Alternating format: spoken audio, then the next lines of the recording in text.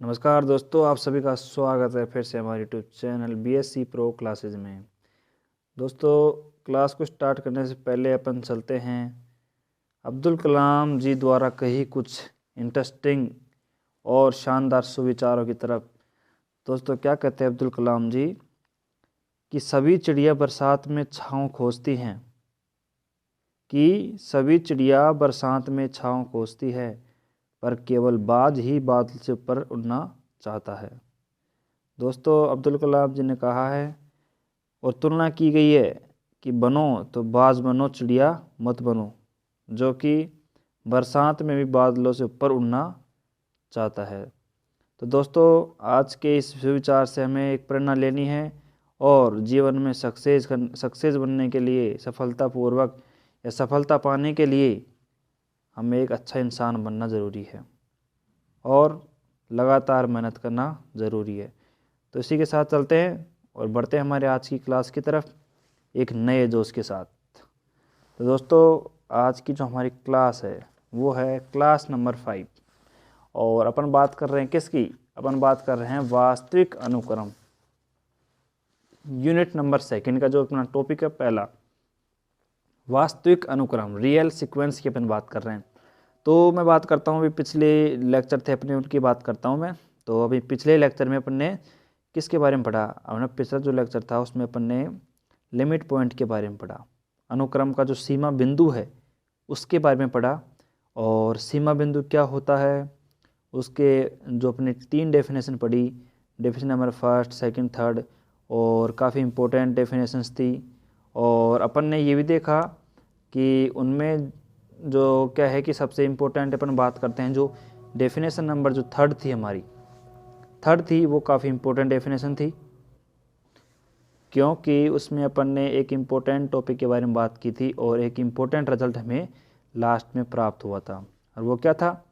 वो हमें मिला था मॉडुलस एक्स एन माइनस का alpha, modulus X N minus का अल्फ़ा ग्रेटर देन एप्सिलॉन। तो ये हमें लास्ट में वैल्यू प्राप्त हुई थी। तो आज का जो हमारा टॉपिक रहेगा वो रहेगा किसका? वो रहेगा सीमा बिंदु का, अनुक्रम की जो सीमा है, सॉरी सीमा बिंदु नहीं, सीमा के बारे में बात करेंगे, लिमिट ऑफ ए सीक्वेंस के बारे में बात करेंगे। जैसा हमारा पिछला टॉपिक था, वेरी वेरी इंपॉर्टेंट, ये भी वेरी वेरी इंपॉर्टेंट टॉपिक आज का रहने वाला है हमारा, किसका? अनुक्रम की सीमा का। तो अपन लिखते हैं, सबसे पहले यहाँ पे नोट डाउन करते हैं हमारा टॉपिक आज का और पढ़ते हैं, देखते हैं अनुक्रम की सीमा क्या है। तो अनुक्रम की सीमा हम हेडिंग डालते हैं और बात करते हैं अनुक्रम की सीमा के बारे में। तो उसी प्रकार अपन बात करते हैं अनुक्रम की जो सीमा है उसको बात करते हैं। तो उसी प्रकार जिस प्रकार अपन ने अनुक्रम का जो सीमा बिंदु था उसको पढ़ा था, उसी प्रकार हम अनुक्रम की सीमा को परिभाषित करते हैं। तो उसी प्रकार क्या करा हमने? उसी प्रकार माना एक वास्तविक संख्या, माना एक वास्तविक संख्या, माना एक वास्तविक संख्या अल्फ़ा हमने मानी, वास्तविक संख्या अल्फ़ा है, ठीक है। ये जो अल्फ़ा है ये अनुक्रम एक्सएन का, जो अपने अनुक्रम अपन मान लेते हैं, और अनुक्रम हम किसकी बात करते हैं? हमेशा अपन बात करते हैं वास्तविक अनुक्रम की, जिसको हमने प्रदर्शित करना सीख लिया है उसको अपन ब्रैकेट एक्सएन से प्रदर्शित करते हैं। तो हमेशा अपन बात करेंगे वो अनुक्रम एक्सएन की बात करने वाले हैं। तो एक वास्तविक संख्या अल्फ़ा मानी, ठीक है। ये क्या कहलाएगी? ये सीमा कहलाएगी, ये लिमिट कहलाएगी, किसकी? इस अल्फ़ा की लिमिट कहलाएगी। लेकिन कब कहलाएगी वो अपन आगे बात करते हैं, इससे आगे वाला टॉपिक। तो यानी कि एक माना एक वास्तविक संख्या अल्फ़ा अनुक्रम एक्सएन की सीमा कहलाती है यदि यदि यदि अपन बात करते हैं यदि किसी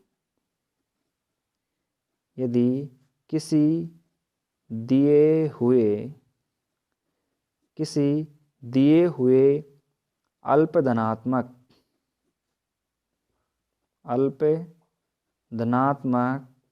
एप्सिलॉन के संगत किसी दी हुई अल्प धनात्मक एप्सिलॉन के संगत एक प्राकृत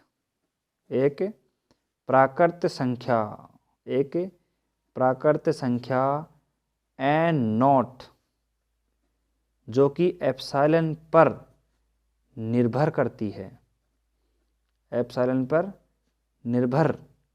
करती है का एग्जिस्टेंस अस्तित्व इस प्रकार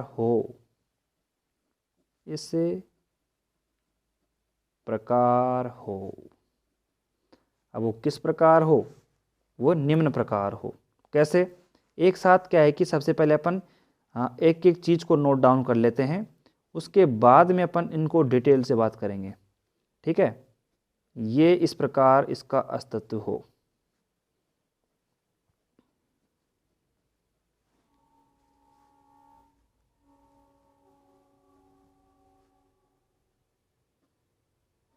तो इस प्रकार अपन इसके जो डेफिनेशंस हैं अपना और अपना जो ये तरीका होगा वो इस प्रकार होगा।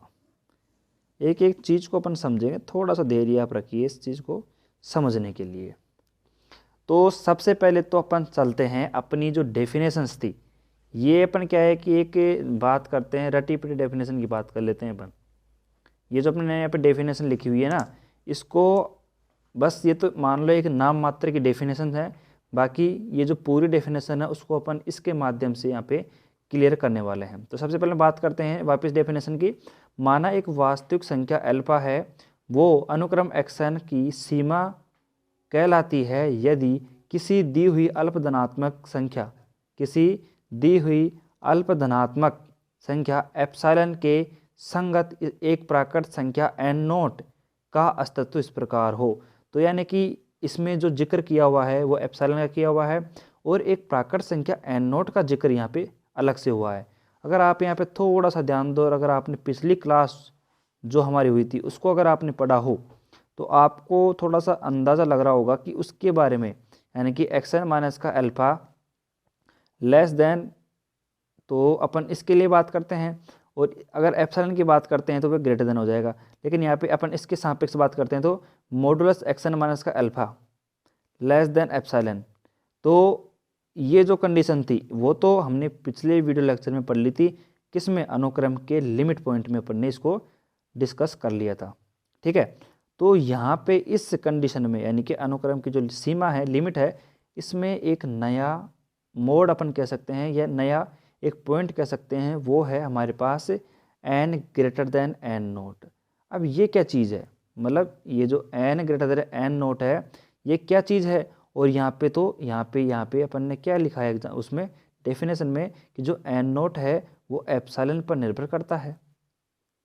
अब वो एप्सिलॉन पर निर्भर करता है, ये क्या चक्कर है? मतलब ये जो सिस्टम है अपना, ये थोड़ा सा मेरे को समझ में कम ही आ रहा है।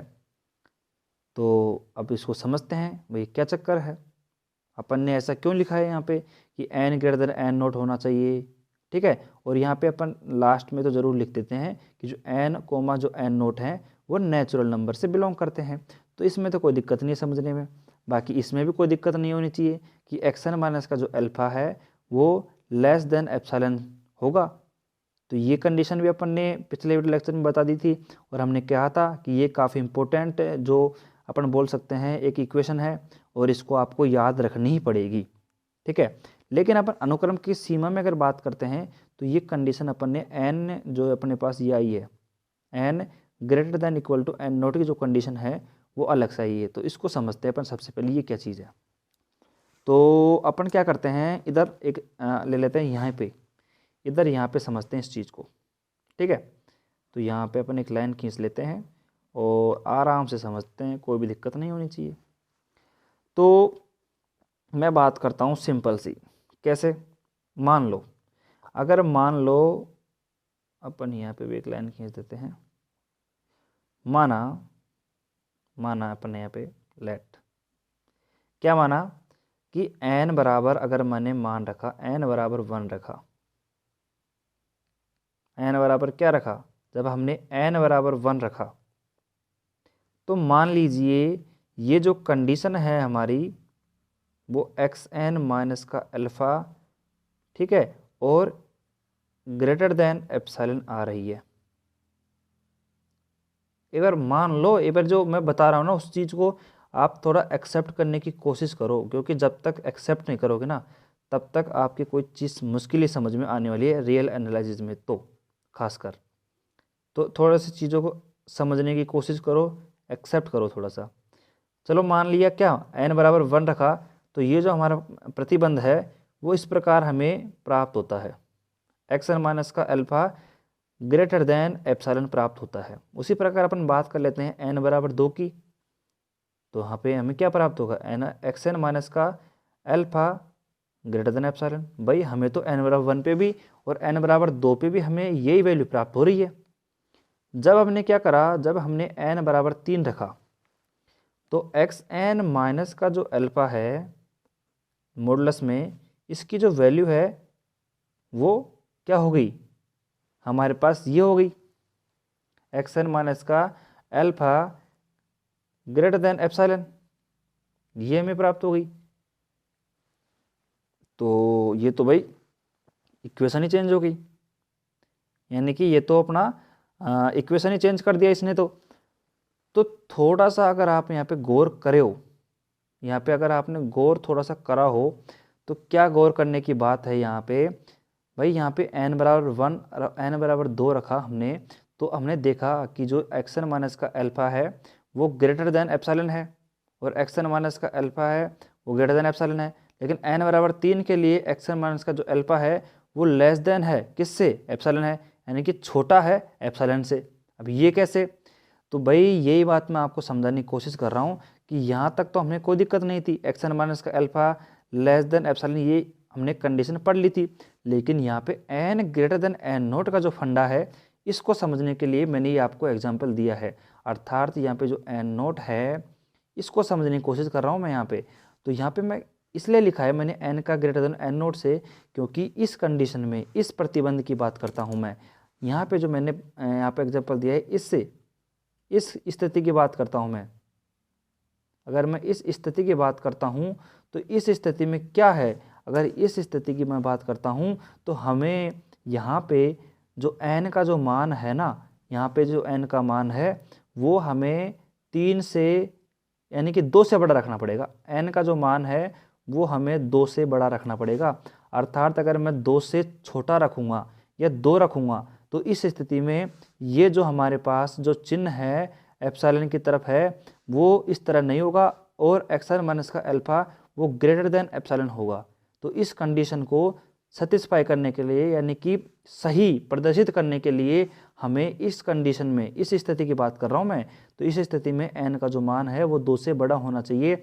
बस यही बात है, यही समझने की यहाँ पे चीज़ है। यानी कि हमने n greater then n note यहाँ पे इसलिए लिखा है क्योंकि n नोट का जो मान है, n नोट का जो मान है वो हमें यहाँ पे देखना पड़ेगा कि हमने किस प्रकार यानी कि किस स्थिति में हम ये देखें कि n नोट यहाँ पे जो इस कंडीशन को फॉलो करे, यानी कि एक्सन माइनस का अल्फ़ा है वो लेस देन एप्सिलॉन हो। तो मैंने एक सिंपल एग्जांपल से आपको समझाने की कोशिश करी और मैंने कहा कि जब मान लो हमने क्या करा, मान लो हमको कोई कंडीशन मिली, हमको कोई क्वेश्चन मिला, तो मान लो हमने n बराबर 1 रखा, n बराबर 2 रखा, तो हमने देखा कि ये जो कंडीशन है वो इस प्रकार हमें प्राप्त हुई एप्सिलॉन की, और n बराबर जब 3 रख दिया हमने तो हमें ये कि ये कंडीशन मिल गई एक्सन माइनस का अल्फ़ा और क्या मिला, लेस देन एप्सिलॉन मिल गया। तो भाई हमको तो ये वाली कंडीशन चाहिए, अगर ये वाली कंडीशन हमें सेटिस्फाई करनी है, फॉलो करवानी है, तो हमें क्या करना पड़ेगा, हमें n का जो मान है वो 2 से बड़ा रखना पड़ेगा, अर्थात यहाँ पे जो n नोट का जो मान है वो हमें 2 प्राप्त हो गया। बस ये समझने की बात थी, यहाँ पे हमें n नोट का जो मान है वो 2 मिल गया, अर्थात हम कहना ये चाहते हैं कि यहाँ पे n का जो मान है वो 2 से बड़ा होना चाहिए, अगर 2 से बड़ा नहीं होगा तो ये कंडीशन फॉलो नहीं होगी।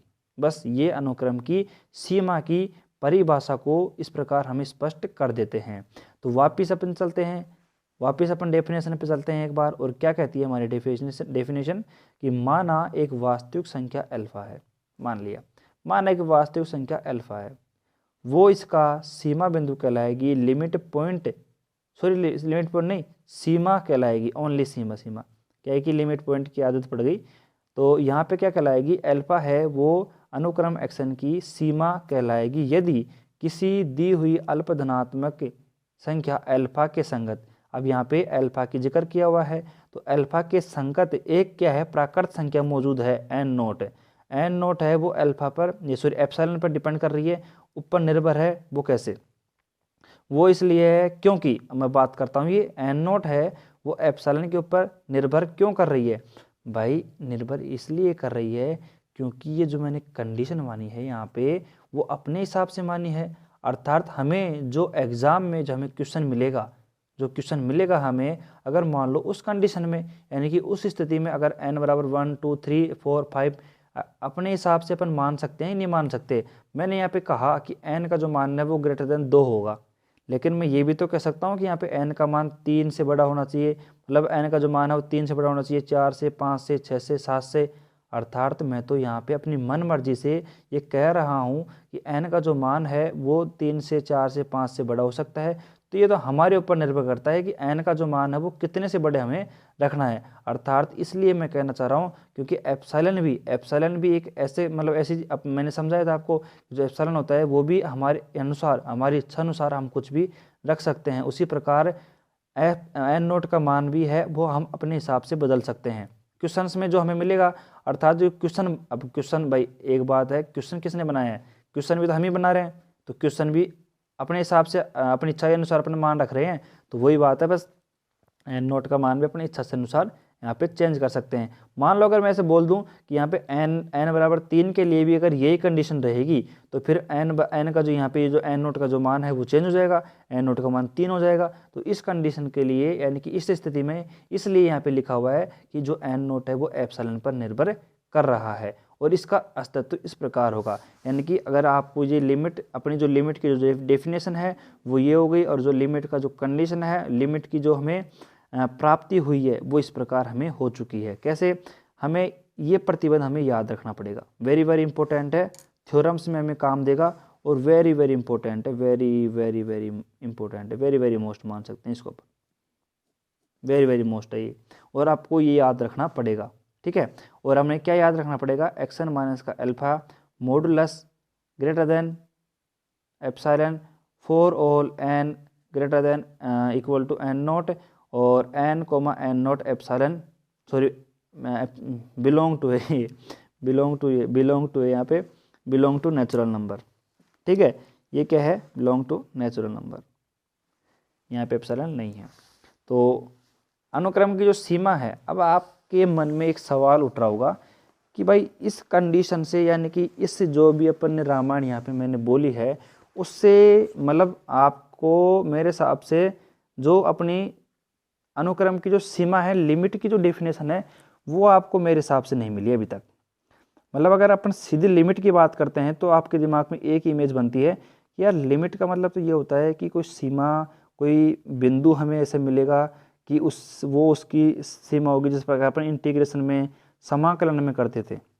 लेकिन मैं आपसे एक बात बोलता हूँ कि अपन पढ़ रहे हैं सीक्वेंस, अनुक्रम की बात कर रहे हैं, तो उस कंडीशन में, उस स्थिति में ही हमें क्या करना पड़ेगा, हमें सीमा को परिभाषित करना पड़ेगा।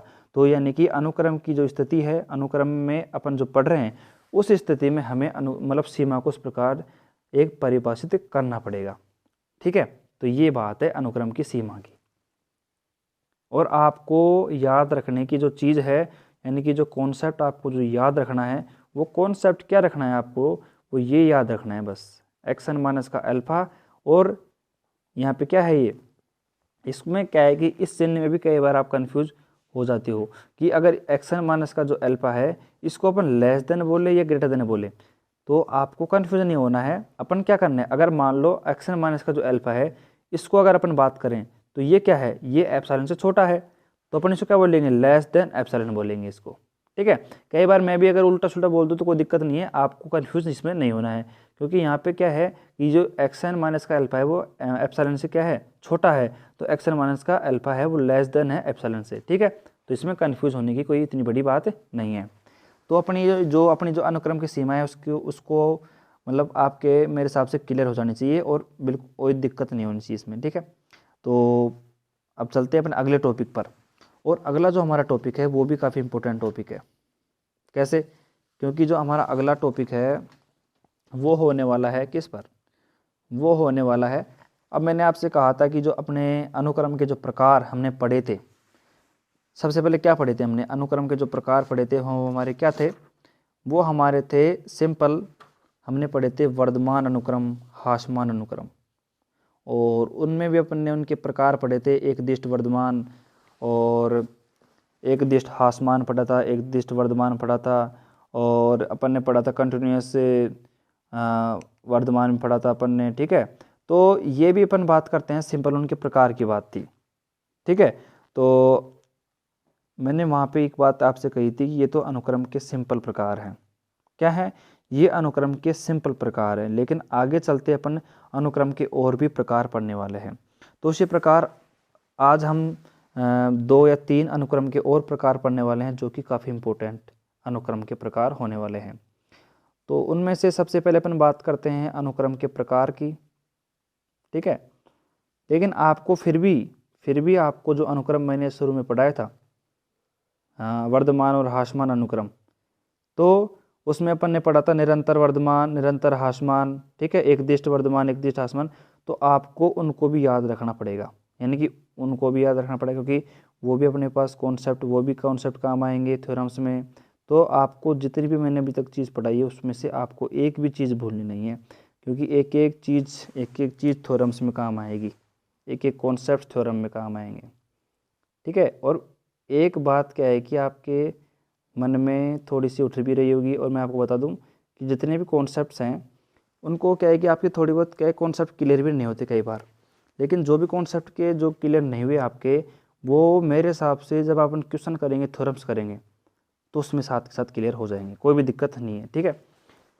तो अपन पढ़ रहे हैं अनुक्रम की सीमा, मैंने वापस यहाँ पे टॉपिक डाल दिया है, तो ये अपन ने गलती कर दी।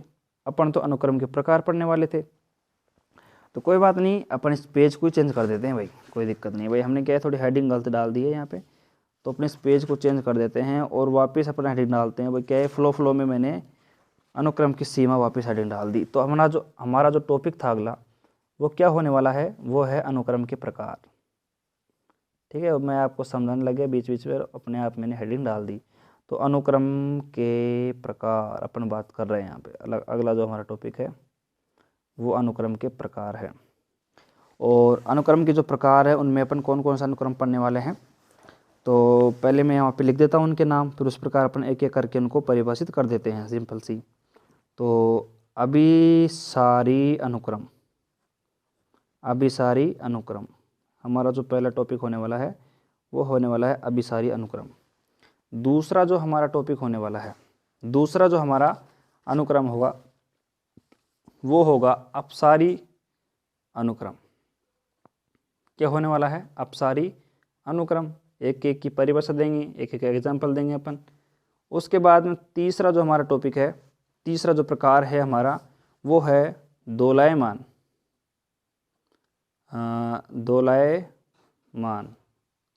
दोलायमान अनुक्रम, ठीक है, दोलायमान अनुक्रम होगा। तो अभिसारी अनुक्रम, अपसारी अनुक्रम और दोलायमान अनुक्रम यहाँ पे अपन पढ़ने वाले हैं अब, ठीक है। तो सबसे पहले अपन बात करते हैं अपने अभिसारी अनुक्रम की, कन्वर्जेंट सीक्वेंस। इंग्लिश मीडियम बात करें तो कन्वर्जेंट सीक्वेंस, अभिसारी अनुक्रम, ठीक है। तो अब अपन बात करते हैं सबसे पहले अभिसारी अनुक्रम की। तो अपन हेडिंग डाल देते हैं वापस यहाँ पे अपन वापस हेडिंग डाल देते हैं और बात करते हैं सबसे पहले अभिसारी अनुक्रम की। अभिसारी अनुक्रम की बात कर लेते हैं भाई, सिंपल सी बात है, इसमें कोई बड़ी बात थोड़ी है। अभिसारी अनुक्रम की बात करते हैं, तो यहाँ पे अपन इसको अंडरलाइन कर देते हैं अभिसारी अनुक्रम को। अब पढ़ते हैं इसमें, अब क्या करते हैं, इसकी सिंपल डेफिनेशन लिख देते हैं अपन, ठीक है भाई। अभिसारी अनुक्रम की डेफिनेशन कैसे लिखेंगे अपन? सिंपल से कैसे भाई, एक अनुक्रम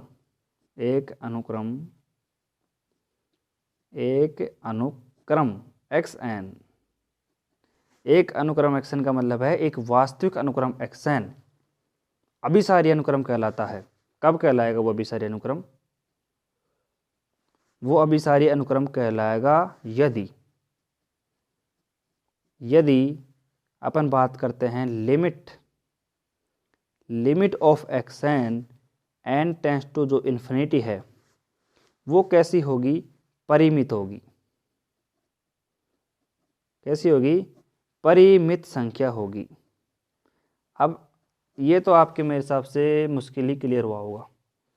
मुश्किल का मतलब है कम क्लियर हुआ होगा, यानी कि थोड़ा सा अस्पष्ट तरीके से आपके क्लियर हुआ होगा कि ये एक अनुक्रम एक्शन है, वो अभिसारी अनुक्रम कहलाएगा। कब कहलाएगा? जब अपन बात करते हैं लिमिट जो एक्शन, हमारी जो लिमिट है एक्शन की वो कैसी आएगी? परिमित आएगी, फाइनाइट आएगी।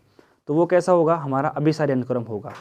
ठीक है, तो अभिसारी अनुक्रम होगा तो ये कैसे होगा? इसको अपन एक एग्जाम्पल के माध्यम से समझे तो मेरे हिसाब से और भी अच्छा रहेगा। ये जो अपना मैंने आपको कंडीशन बताई limit X N N tends to infinity is equal to परिमित, तो ये अपन को तभी समझ में आएगी जब अपन इसका एक अच्छा एग्जाम्पल लेंगे। तो एग्जाम्पल ले लेते हैं, तो सिंपल एग्जाम्पल ले लेते हैं जल्दी से। यहाँ पे एग्जाम्पल ले लेते हैं कोने में। एग्जाम्पल लेते हैं अपने पास, क्या है हमारे पास example? X N is equal to ले लेते हैं अपन, जैसे मान लो 1 प्लस का 1 अपॉन एन ले लिया हमने। एन ले लिया हमने तो सिंपल अपन इसको इस प्रकार दर्शा देते हैं।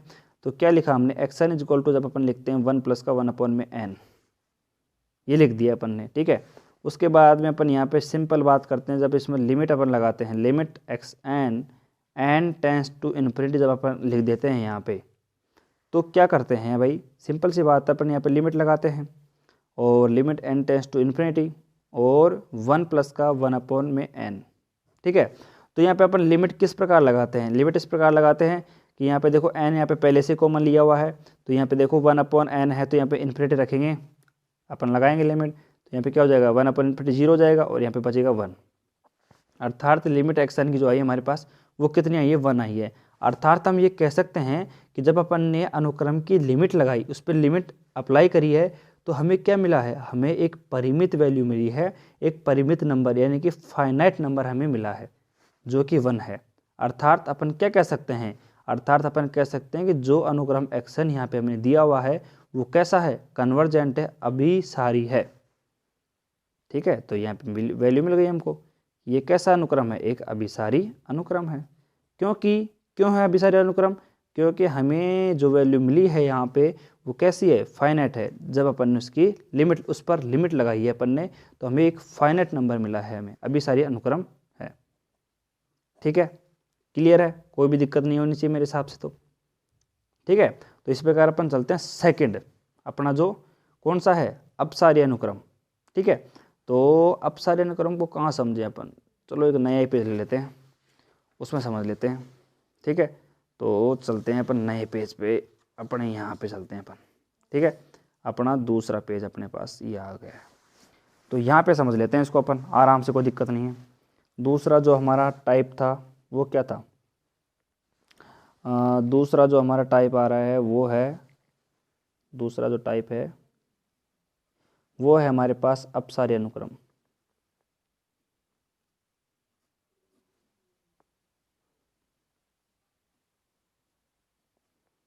अपसारी अनुक्रम, तो अपसारी अनुक्रम को समझेंगे अपन।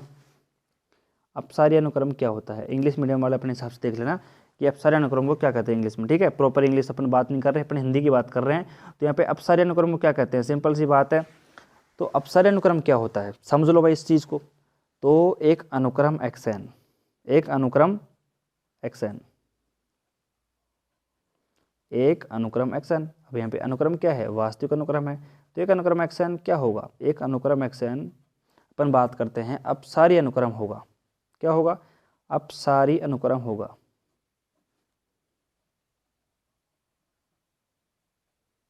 अपसारी अनुक्रम होगा कब होगा? जब अपन बात करते हैं यदि जब अपन उस पर लिमिट अप्लाई करते हैं, लिमिट ऑफ एक्शन लिखते हैं एन टेंड्स टू इन्फिनिटी, जब अपन उस पर अप्लाई करते हैं तो उसका जो मान आता है वो प्लस का इन्फाइनाइट, माइनस प्लस का इन्फाइनाइट या फिर माइनस का इनफाइनाइट आए, तो हम कह सकते हैं कि वो कैसा है, एक अपसारी अनुक्रम है। ठीक है, तो अब ये तो आपको सिंपल मैथमेटिकली हो गई, लेकिन अपन इसको एग्जाम्पल के माध्यम से समझें तो मेरे हिसाब से और अच्छी तरीके से क्लियर अपन कर सकते हैं। एग्जाम्पल लेते हैं सिंपल। क्या है हमारे पास एग्जाम्पल कि X N is equal to N, तो X N is equal to क्या है हमारे पास एन है।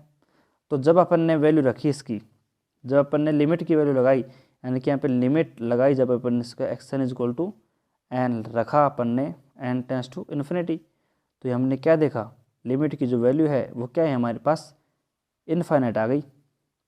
तो हम ये कह सकते हैं कि हमें जो वैल्यू मिली है वो क्या है, इनफाइनाइट है। तो इस प्रकार हमें ये प्रूफ हो चुका है कि ये जो सीक्वेंस है हमारे पास X N is equal to, ये अपने पास सीक्वेंस है वो कैसा है, एक अपसारी अनुक्रम है। ठीक है, तो दो हो गए, दूसरा अपना हो गया टाइप। अब तीसरा जो टाइप है, वैसे मैं आपको बता दूं इसमें सबसे इम्पोर्टेंट है वो फर्स्ट वाला था, जो अभी सारी अपन अनुक्रम की बात कर रहे हैं ना, वो हमारे सबसे ज़्यादा काम आने वाला है।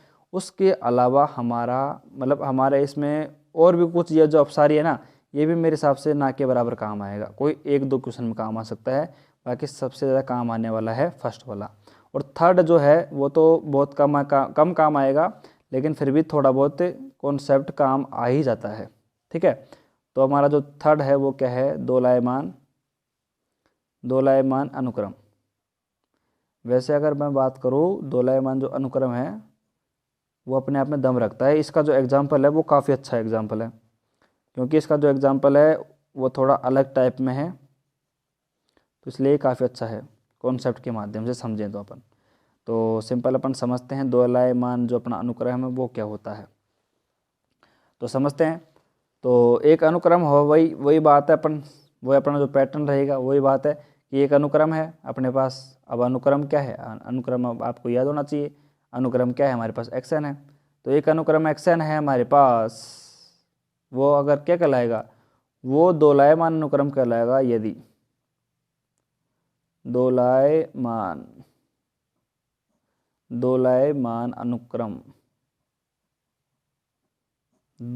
अनुक्रम कहलाएगा यदि अपन बात करते हैं limit X N tends to infinity is equal to does not exist, अर्थात अपन कहें सीमा का अस्तित्व नहीं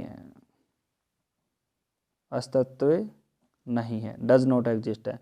अर्थात अपन बात करें दोलायमान अनुक्रम की, तो इस स्थिति में जो सीमा है, अपनी लिमिट है, उसका जो अस्तित्व है वो मौजूद नहीं है।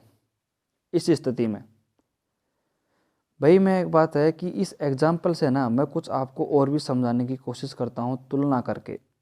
ठीक है, तो आप थोड़े समझने की कोशिश करना। देखते हैं हमारा जो एग्जाम्पल है इसका वो क्या कहता है। हमारा एग्जाम्पल है वो हमें क्या कहता है, X N is equal to, हमें क्या दिया हुआ है, वो दिया हुआ है भाई माइनस का 1 की पावर एन है। तो simple X N is equal to हमारे पास -1 की पावर एन हो जाएगी। ठीक है, इसको और ब्रैकेट लगाना पड़ेगा एक और। ठीक है, उसके बाद में अपन बात करते हैं, जब अपन इस पर लिमिट अप्लाई करते हैं एक्स एन की, तो हमें क्या मिलता है, कंडीशन हमें क्या मिलती है, एन टेंस टू इन्फिनिटी। तो लिमिट अपन यहाँ पे लगा देते हैं -1 की power N tends to infinity, तो हमें ये कंडीशन मिलती है। और वो क्या मिलती है, देखो भाई, शानदार है, वैसे कोई दिक्कत नहीं है इसमें, समझने लायक बहुत अच्छी चीज़ है ये। कैसे मिलती है, हमें दो चीज़ मिलती हैं। अब वो दो चीज़ कैसे मिलती हैं, देखो भाई आराम से देखना पड़ेगा। यहाँ पे इसको अपन लाल पेन से लिख देते हैं तो और भी अच्छा रहेगा। ठीक है, मिक्स नहीं होएगा।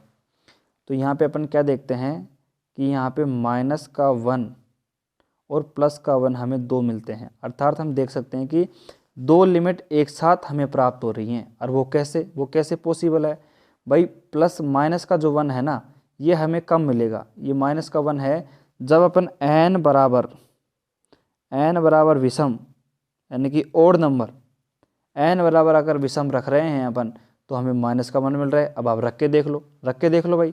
जब अपन मान लो यहाँ पे क्या रखते हैं, 1 रखते हैं, 3 रखते हैं, 5 रखते हैं, 7 रखते हैं, तो हमें क्या मिल रहा है, हमें मिल रहा है यहाँ पे -1। लेकिन जब हमें यहाँ पे अपन क्या रखते हैं, जब n बराबर अपन सम रखते हैं, सम संख्या रखते हैं n बराबर, तो हम क्या देखते हैं यहाँ पे, देखो 2 रखा तो यहाँ पे +1 आया, 4 रखा तो +1 आया। तो भाई ये कहना चाह रहा है कि एक ही कंडीशन, एक ही स्थिति में क्या रखा, एक ही स्थिति में हमें 2 वैल्यू प्राप्त हो रही है, यानी कि -1 भी हमें प्राप्त होगा और +1 भी हमें प्राप्त होगा। तो भाई एक ही स्थिति में एक ही स्थिति में 2 लिमिट पॉसिबल नहीं है। तो यही तो बात ये कहना चाह रहा है कि इसकी जो लिमिट है वो डज नॉट एग्जिस्ट है, अर्थात इसकी जो लिमिट है वो डज नॉट एग्जिस्ट है, डज नॉट एग्जिस्ट करेगा यहाँ पे। लेकिन मैं यहाँ पे आपसे एक बात पूछूं यहाँ पे इस एग्जाम्पल के माध्यम से कि इसका जो लिमिट पॉइंट है वो क्या है, इसका जो लिमिट पॉइंट है वो क्या है। तो भाई यहाँ पे अगर मैं डिफरेंस करना चाहता हूँ किस में, सीमा और सीमा बिंदु में, तो यहाँ पे सिंपल सी बात ये है कि यहाँ पे इस एग्जाम्पल की यहाँ पे या इस अनुक्रम की, ये जो अनुक्रम दिया हुआ है, इस अनुक्रम की सीमा का अस्तित्व नहीं है, लेकिन इसका सीमा बिंदु उपस्थित है। तो इसलिए मैं आपको आगे एक नोट लिखवाऊंगा, एक नहीं, 2 नहीं, 3 नोट हैं, वेरी वेरी इंपॉर्टेंट नोट है, उस पर आप गौर करना। यानी कि अपन बात करते हैं इस एग्जाम्पल की सीमा का अस्तित्व नहीं है, लेकिन इस एग्जाम्पल का लिमिट पॉइंट, सीमा बिंदु उपस्थित है, जो हमने निकाला था। और वो क्या निकाला था, -1 और +1 इसके सीमा बिंदु हैं, लिमिट पॉइंट है। और वो कैसे निकालता है, किससे, डेफिनेशन नंबर 1 से निकाला था, सेकंड से, थर्ड से, डेफिनेशन नंबर 1 से निकाला था। और ये कहा था हमने कि अल्फा एक ऐसी धनात्मक संख्या है जो सीमा बिंदु कहलाएगी यदि ऐसी संख्या, मतलब वो है कितनी बार, अनंत बार पुनरावर्ती हो। जो अल्फा धनात्मक संख्या है वो अल्फा अनंत बार पुनरावर्ती हो। तो यहाँ पे देख सकते हैं अपन -1 +1 कितनी बार आते जाएंगे जब अपन n का मान बढ़ाते जाएंगे। तो यहाँ पे जो लिमिट पॉइंट है, सीमा बिंदु है, वो तो +1 और -1 होंगे। लेकिन यहाँ पे इस कंडीशन में यहाँ पे अपन देख सकते हैं कि इसमें सीमा का अस्तित्व नहीं है। आगे बात समझ में। तो आपको मेरे हिसाब से, अरे यार गलती कर दी यहाँ पे तीसरा पॉइंट है ये भाई साहब, तीसरा पॉइंट है, थोड़ा सा मैं भूल गया, तो तीसरा पॉइंट होगा, ठीक है, दूसरा नहीं तीसरा पॉइंट है ये। तो अपन ने पढ़ा अभिसारी, ठीक है, अपसारी और दोलायमान, तीनों पढ़ ली, ठीक है। और लिमिट की जो कंडीशन है, जो स्थिति है, उसके प्रतिबंध है, उसका गणितीय जो सूत्र है वो हमने देख लिया, जो कि काफ़ी इंपॉर्टेंट है, थ्योरम में काम आने वाला है, ठीक है। सीमा की अपन सीधा यूज लेंगे किसमें, थ्योरम्स में, सीमा की डेफिनेशन से। और वो क्या यूज लेंगे, मॉडुलस xn माइनस का अल्फा लेस देन एप्सिलॉन और n ग्रेटर देन n0 और n n0 belong to natural number, ये कंडीशन अपन यूज लेंगे, ठीक है। तो उसको आप थोड़ा सा ध्यान से देखें और उसको आप याद ही कर ले मेरे हिसाब से उस कंडीशन को। तो उसके बाद में मैंने आपको समझाया अभिसारी, अनुक्रम, अपसारी और दोलायमान, ठीक है। तो इसी के साथ अपना जो बेसिक था, ये काफ़ी खुशी की बात है कि जो अपना बेसिक था वो अपन ने क्लियर कर लिया है। हमारा जो अपना जो बेसिक था वो क्लियर हो चुका है, मतलब ये अपन ने पढ़ लिया। अब मैं वापस अगर शुरू से मैं अगर आपको बताना चाहूँ तो शुरू से देखो अपन ने क्या क्या पढ़ा, अपन ने बेसिक में क्या क्या पढ़ा। तो सबसे पहले अपन ने देखो सिंपल मैंने नंबर सिस्टम आपको पढ़ाया, उसके बाद छोटे छोटे डेफिनेशन, समुच्चय की, फलन के बारे में बताया। उसके बाद में अपन ने बात करी थी किसके बारे में, देखो वास्तविक अनुक्रम के बारे में बात करी। फिर उसके बाद में अनुक्रम के प्रकार, वर्धमान, ह्रासमान, ठीक है। उसके बाद में अनुक्रम का जो परिबंध था, ठीक है, उच्च परिबंध, निम्न परिबंध। उसके बाद में अपन ने पढ़ा परिबद्ध अनुक्रम क्या होता है, ठीक है। उसके बाद में अपन ने सिंपल पढ़ा सीमा बिंदु क्या होता है, ठीक है, सीमा बिंदु की डेफिनेशन पढ़ी। फिर प्रतिवेश क्या होता है, प्रतिवेश के बारे में भी अपन ने पढ़ा। फिर उसके बाद में अपन ने देखा लिमिट पॉइंट, सीमा बिंदु पढ़ लिया, सीमा बिंदु पढ़ लिया। अपन बात करते हैं सीमा की, लिमिट ऑफ सीक्वेंस, सीमा क्या होती है, मतलब अनुक्रम की सीमा क्या होती है। और उसके बाद में अपन ने एक दो इम्पोर्टेंट जो अनुक्रम के प्रकार थे, अभिसारी अनुक्रम, अपसारी अनुक्रम और दोलायमान अनुक्रम, ठीक है, वो अपन ने पढ़ लिए। अब तक का जो बेसिक था यही था बेसिक। अब तक जो अपन ने पढ़ा है वो इसका संपूर्ण बेसिक है। इसके अलावा आपको थ्योरम में कुछ नहीं मिलेगा। लेकिन अभी मैं इसके बाद में आपको 3 नोट लिखाने वाला हूँ, 3 नोट लिखाने वाला हूँ जो कि बहुत ही इम्पोर्टेंट हैं। आपको लगभग इससे जो आगे नोट्स दिखाऊंगा मैं आपको, उससे लगभग रिलेटेड आपको 10 से 12 क्वेश्चन मिलेंगे। 10 से 12 क्वेश्चन उससे रिलेटेड अपन उसको सोल्व करने वाले हैं। ठीक है, तो अपन नोट्स की बात करते हैं। 3 नोट मैं आपको लिखाने वाला हूं और उन नोट्स को आपको समझना है और समझने के साथ साथ आपको ढंग से एकदम याद भी कर लेना है, उनको साथ के साथ आपको याद भी होते चलेंगे। तो नोट नंबर फर्स्ट की बात करते हैं। आप नोट नंबर फर्स्ट की बात कर लेते हैं, कर लो भाई, नोट नंबर फर्स्ट की बात कर लेते हैं। ठीक है, तो आ जाओ, कोई दिक्कत नहीं है। तो नोट नंबर फर्स्ट अपन हेडिंग डाल लेते हैं, यहाँ पे क्या दिक्कत है बताओ। नोट अपने पास नोट नंबर जो फर्स्ट है, नोट नंबर फर्स्ट हमने हेडिंग डाली है यहाँ पे सिंपल सी, कोई भी दिक्कत नहीं होनी चाहिए। तो नोट नंबर फर्स्ट हमारा क्या कहता है भाई, देखो नोट क्या है कि मेरे हिसाब से 5000 का मान लो आप, क्योंकि ये नोट है कम से कम आपको 5-7 क्वेश्चन करवाएगा अकेला। देखते हैं क्या कहता है। पूरा नोट मैं यहाँ पे आपको लिख देता हूँ। अनुक्रम xn कोमा अनुक्रम xn l को अभिसृत करती है, यह अभिसृत करता है। अनुक्रम xn l को अभिसृत करता है। इसका मतलब क्या है, ये जो अपने पास वर्ड है हमें मिल रहा है देखने को अभिसृत, इसका मतलब क्या है, क्योंकि क्वेश्चंस में हमें सीधा मिलेगा, हमें वहाँ पे सीधा देखने को मिलेगा और वहाँ पे हमें लिखा मिलेगा कि अनुक्रम xn l को अभिसृत करता है। तो उस स्थिति में हमें क्या करना है, तो हमें कुछ नहीं करना और हमें सीधा क्या करना है, जो xn हमें जो सीक्वेंस दिया हुआ है, जो हमें xn सीक्वेंस दिया हुआ है, उस सीक्वेंस की ये लिमिट हमें दी हुई है, ये जो हमें दी हुई है l, वो क्या है, उस सीक्वेंस की, उस अनुक्रम की ये लिमिट हमें दी हुई है। बस जिस क्वेश्चन में आपको दिख जाए ना कि ये अनुक्रम l की क्या है, अनुक्रम xn l को अभिसृत करता है, आपको ये दिख जाए तो आप समझ जाओ जो l है वो इस सीक्वेंस xn की क्या है, लिमिट है। बस ये समझ जाओ आप, तो ये समझ जाओगे तो आपका नोट नंबर जो फर्स्ट है वो आपका क्लियर हो चुका है। इतना सा ही नोट है, बस इसको भी अपन अंडरलाइन कर सकते हैं तो अपन आराम से कर सकते हैं, कोई दिक्कत नहीं। नोट नंबर जो फर्स्ट है अपना काफ़ी इम्पोर्टेंट अपन नोट कह सकते हैं। ठीक है भाई साहब, हमारा नोट नंबर फर्स्ट हमारा क्लियर हो चुका है। बस इतना सा था नोट। जहाँ भी क्वेश्चन में आपको दिखे एल को अभिसृत करता है, तो जो एल है वो सीक्वेंस की एक्सन की क्या है, लिमिट है। भाई नोट नंबर जो सेकंड है वो भी काफ़ी इम्पोर्टेंट है, नोट नंबर सेकंड। और मैं आपको बता दूं अगले लेक्चर से, कल से, यानी कि अपन क्या करने वाले हैं, क्वेश्चंस और थ्योरम्स को सोल्व करने वाले हैं। यानी कि आप क्या है, थोड़ा सा बस अब आप पढ़ने लग जाइए, क्योंकि क्वेश्चन से थोड़ा सा स्टार्ट हो जाएंगे तो आपको बेसिक ज़रूरी है। बेसिक जो आपका क्लियर होगा तो क्वेश्चंस और थ्योरम्स आप तुरंत हवा में उड़ा दोगे यूँ ही। तो आपको पहले बेसिक्स जो मैंने आपको कवर करवा दिए आज तक, तो उन सब को आपको ध्यान से एकदम क्लियर करके रखने हैं, बिल्कुल एकदम तैयार। नोट नंबर सेकंड क्या कहता है हमारा, सिंपल सा है, मॉडुलस xn माइनस का, मॉडुलस xn माइनस का अगर अपन बात कर लेते हैं यहाँ पे अल्फा, ठीक है, और for all n greater then n note. भाई साहब भाई साहब थोड़ा सा ध्यान दो, ध्यान दो इस चीज़ को, इस चीज़ को ध्यान दो। यहाँ पे क्या है, यहाँ पे क्या है, ये कंडीशन तो अपन ने पढ़ी हुई है।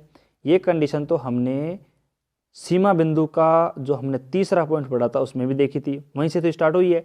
उस एग्जाम्पल से जहाँ से अपन ने समझा था उस एग्जाम्पल से ये कंडीशन स्टार्ट हुई है। कौन सी, मॉडुलस xn माइनस का अल्फा लेस देन एप्सिलॉन, ठीक है। और अपन ने सीमा की जो परिभाषा पढ़ी थी लिमिट की, तब अपने उस कंडीशन में देखा था एक्सन माइनस का alpha less than epsilon for all N greater than N not. भाई N greater than N not का जो कंडीशन है, ये कंडीशन क्या कहती है, जब हमें क्या करना पड़ेगा भाई, कभी भी हमें अगर ये दिया हुआ हो क्वेश्चंस में, मतलब अगर आपको ये दिया हुआ है एक्सन माइनस का अल्फा, ये दिया हुआ नहीं हो तो फिर भी अगर मान लो क्वेश्चंस में आपसे लिमिट या अभिशर्त करवाई, इस प्रकार अगर क्वेश्चंस में पूछ लिया जाए एल को, मतलब ये नोट है, note number first note number second आपस में जुड़े हुए मान लो एक प्रकार से, अगर आपको क्वेश्चंस में पूछा जाए कि अनुक्रम एक्शन एल को विस्तृत करता है, तो यहाँ पे जो एल है वो तो लिमिट है, कोई दिक्कत नहीं है, एल है वो तो क्या है, लिमिट है। लेकिन अपन बात करते हैं जो एन नोट है ना, यहाँ पे मैंने आपको वहाँ भी बताया था कि जो एन नोट है वो हमें ज्ञात करना पड़ता है। ज्ञात करने का मतलब है कि हमें अपने हिसाब से, अपने इच्छानुसार हमें रखना पड़ता है। लेकिन हमें क्वेश्चंस में अगर अपन को बात करें तो क्वेश्चंस में इसको फाइंड करना पड़ेगा, अपन को एन नोट का मान ज्ञात करना पड़ेगा, हमें निकालना पड़ेगा। अर्थात इसका मान तो फिक्स नहीं है, एन नोट का मान फिक्स नहीं है, तो हमें इसको ज्ञात करना पड़ेगा कि हमें ये पता तो लगाना पड़ेगा भी एक्शन एन नोट का जो मान है वो क्या है एक्चुअल में। तो हमें ये याद रखना है कि क्वेश्चंस में हमें क्या करना है, एन नोट का मान ज्ञात करना पड़ेगा। और ये कॉन्सेप्ट आपको समझ में आ गया होगा कि जो एल अभिसृत करती है क्वेश्चन में दिख जाए तो एल क्या होगी, उसकी लिमिट होगी।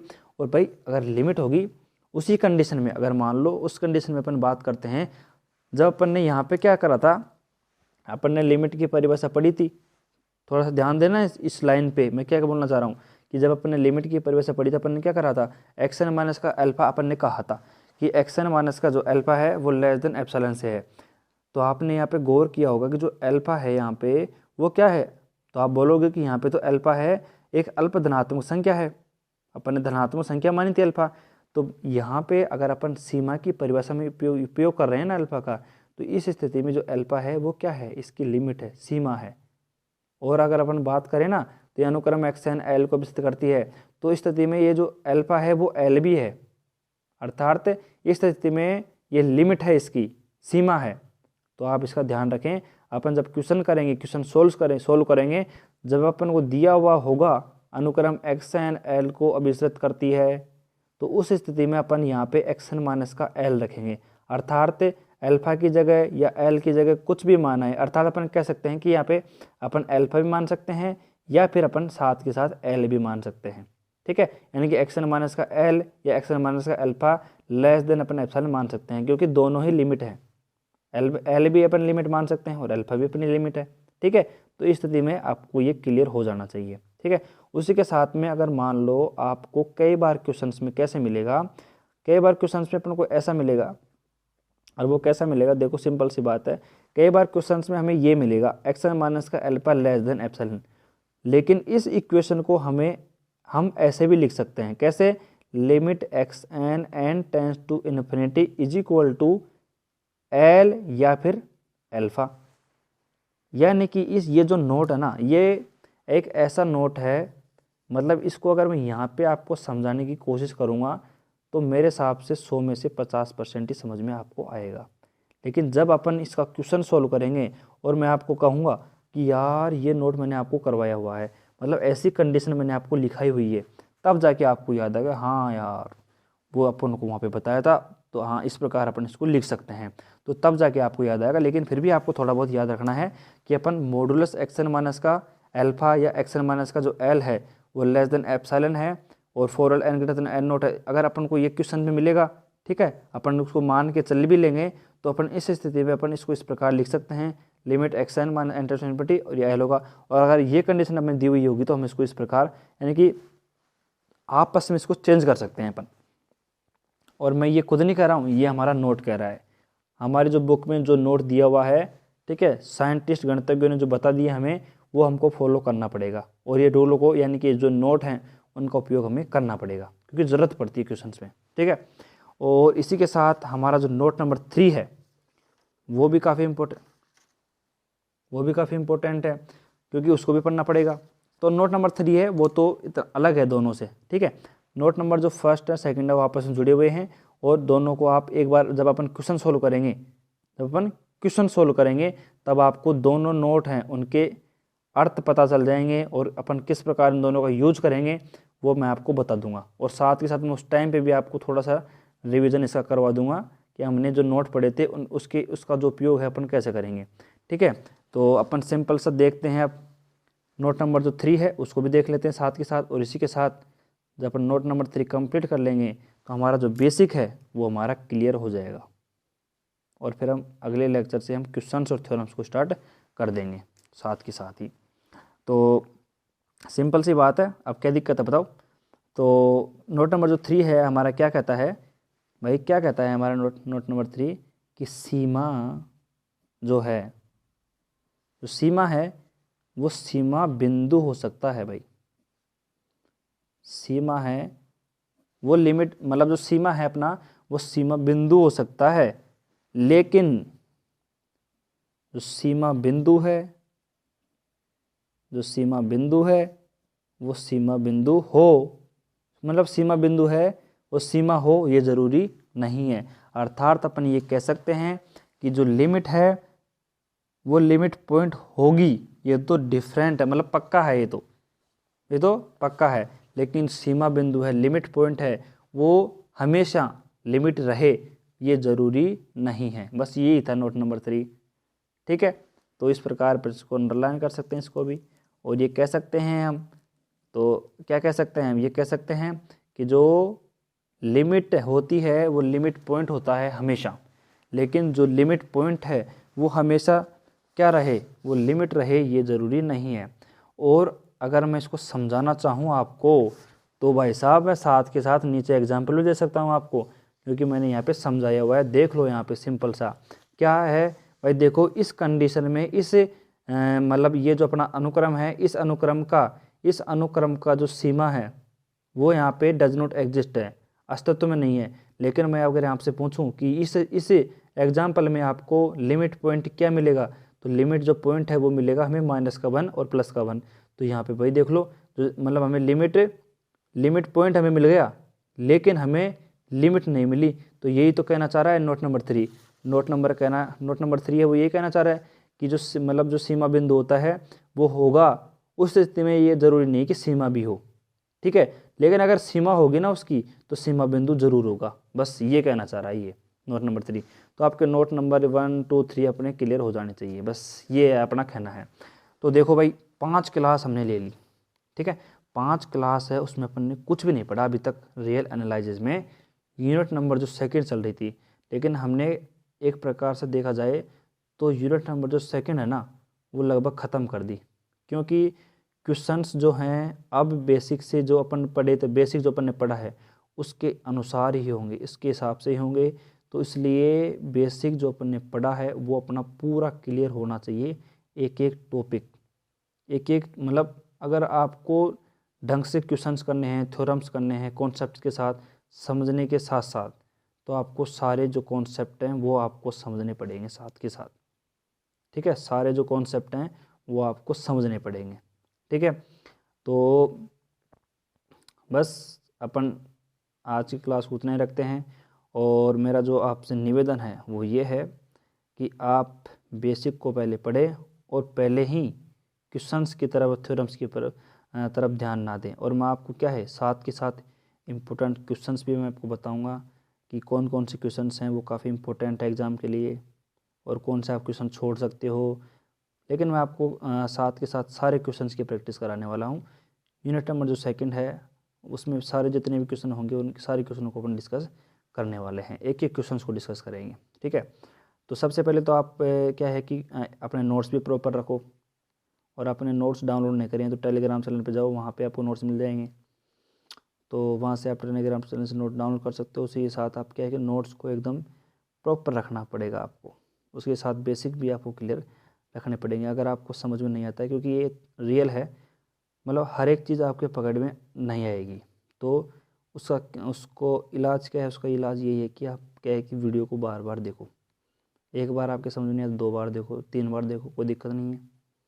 ठीक है, तो आपको इस प्रकार समझना पड़ेगा। ठीक है, एक एक चीज़ को समझो, एक बार अगर कोई चीज़ पकड़ में नहीं आती इसको दोबारा पकड़ो। ठीक है, थोड़ा सा आप प्रैक्टिस करो इस चीज़ की, तब जाके अपन क्वेश्चन और थ्योरम्स को जब सॉल्व करेंगे तो आपकी बिल्कुल दिक्कत नहीं आने वाली है। ठीक है, और मैं आपको बता दूँ सबसे जो बड़ी यूनिट है वो अपनी यूनिट नंबर सेकंड है।